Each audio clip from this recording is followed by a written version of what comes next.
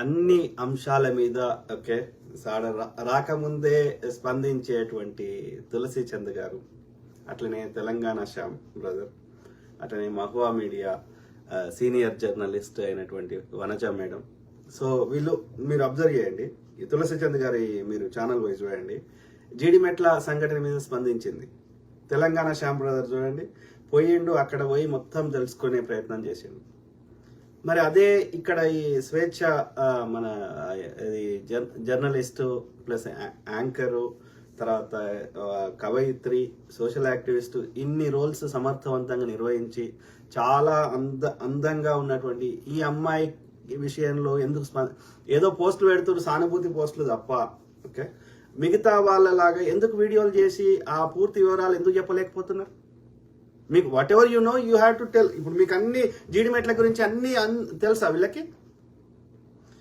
The final report రావాల్సింది పోలీసుల ద్వారా. ఆ పోలీసులు చెప్పింది కూడా కరెక్ట్ కాకపోతే కోర్టు ద్వారా కూడా రాకపోతే మళ్ళీ ఇంకా పై కోర్టుకు వెళ్ళి అప్పీల్ చేసుకోవడం కోర్టు తీర్పులని. So that is the official thing. Until that మనకు తెలిసిందైతే మనము ప్రజల ముందు ఉంచాలి కదా. That will help to understand the situation. ఆ పరిస్థితులు అర్థం చేసుకోవడానికి పనికొస్తుంది. ఎట్ ద సేమ్ టైం ఆ ఇన్వెస్టిగేషన్ కూడా మనము సహకరించిన వాళ్ళం అవుతాం. మనం ఒక లీడ్ లేదా టిప్ లేదా ఒక డిఫరెంట్ అందులో ఏమై ఉండవచ్చు అనేది ఒక డిఫరెంట్ కోణంని మనం ప్రజల ముందు ఉంచిన వాళ్ళం అవుతాం. వాస్తవాలని తెలిపే ప్రయత్నం చేసిన వాళ్ళం అవుతాం. లేకపోతే మీరు జీడిమెట్ల కేసులు ఎందుకు స్పందించారు? మరి ఈ కేసులు ఎందుకు స్పందిస్తలేరు? సానుభూతి పోస్టులు నాకు తెలుసు అని తప్ప అందులో ఏమైంది అనేది, అది ఏదన్నా కానీ good or bad what ever you have to tell కదా. చెప్తే అక్కడ పూర్ణచందర్ పేరు చెప్పాలి, పూర్ణచందర్ ఎవరో చెప్పాలి, అతని నేపథ్యం చెప్పాలి, అతనికి ఎవరితో కాంటాక్ట్లు ఉన్నాయో చెప్పాలి, వాళ్ళు మహువా మహా న్యూస్ మీద ఎందుకు దాడి చేసినారో చెప్పాలి.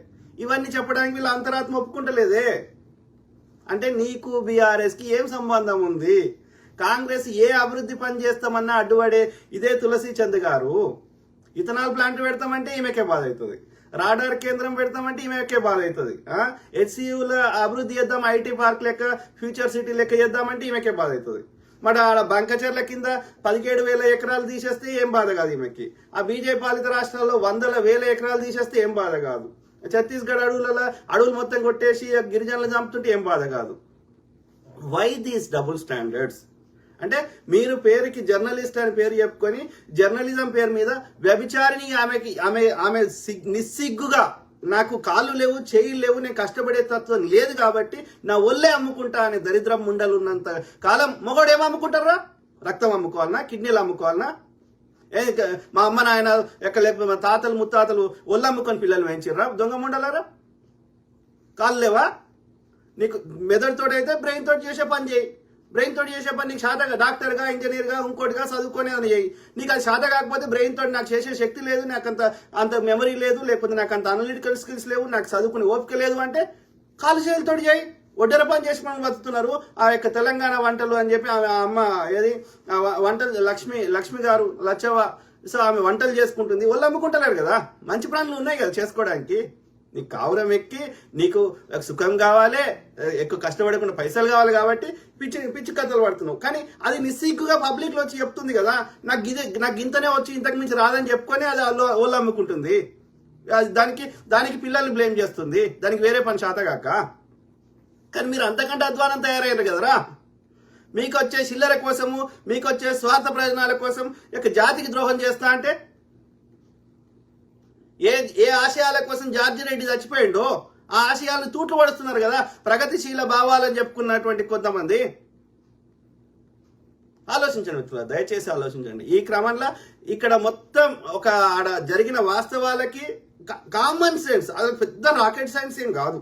మనకి ఒక సమాజంలో ఎట్లాంటి విషయాలు జరుగుతున్నాయి అనేది మనకు ఒక అవగాహన ఉంటుంది కదా. ఇక్కడ ఎన్ని ఫాల్స్ స్వేచ్ఛ గారి విషయంలో ఎన్ని ఫాల్స్ నరేటివ్స్ క్రియేట్ చేస్తున్నారో. ఆడు బిగ్ టీ వాడు అట్లే ఉన్నాడు, ఆర్ టీ వాడు అట్లే ఉన్నాడు. ఇవాళ ఆడు ఏదో పూర్ణచంద్ర యొక్క పవిత్రుడు అన్నట్టుగా ప్రూవ్ చేయడానికి వాడు ఒక లెటర్ రాస్తాడు, వాడు ఇమ్మీడియట్ గా దొరకకుండా పారిపోయి మళ్ళీ వాడే వచ్చి లొంగిపోతాడు. ఎంత అంటే ఈ యొక్క డ్రామా నడుస్తలేదా?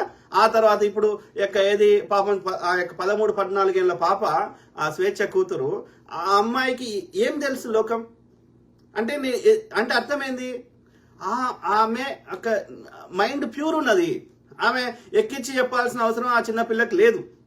అర్థమైందా? సో ఇప్పుడు పూర్ణచందర్ భార్య స్వప్న చెప్పింది అమ్ముదామా, లేకపోతే ఆ 14 ఏళ్ళ పాప ఆరణ్య చెప్పింది అమ్ముదామా? ఎవరు చెప్పే దానిలో ఎక్కువ మెజారిటీ, ఎవరు చెప్పే దానిలో నిజం ఉండే అవకాశం ఎక్కువ ఉంటుంది. దయచేసి ఆలోచించండి. ఓకే.